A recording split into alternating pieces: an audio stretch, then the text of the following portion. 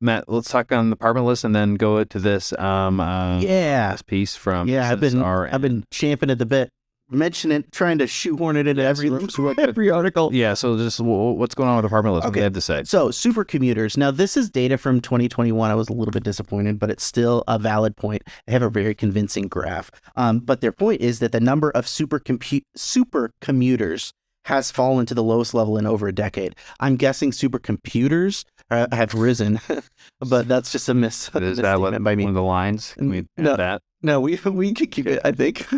I'd like to keep that one in there. Anyways, people aren't driving as far from work to and from. Driving even 40 minutes to work can really, you feel the life being sucked out of you. You can do anything during that commute time, whether it's sleeping in or spending time with your children, taking up a hobby. And I think people have clued into that idea. They don't like to drive so much. And it has gone from, now the numbers here. So they define supercommuters as people that drive 90 minutes or more to and from work. So you've got 90 minutes to go from your home to your work. You got 90 minutes again. That is 3 hours of a day in your car. Now, let's see, 4.6 million people in America did that in 2019. Wow. And in 2021, 2 years later, it's only 3.1 million. So it went from basically... over 10 years with population growth, we went from 3.2 to 3.1.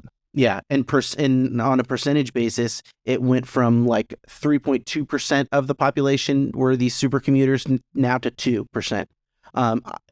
We're dealing with small percentages, but the change in these percentages is significant. I think that it's got to be driven by more than housing costs, even though Apartment List does talk about housing affordability, how unaffordable housing encourages supercommuters. I was going to say, that makes sense. You have to live, far outside the city. You can afford to.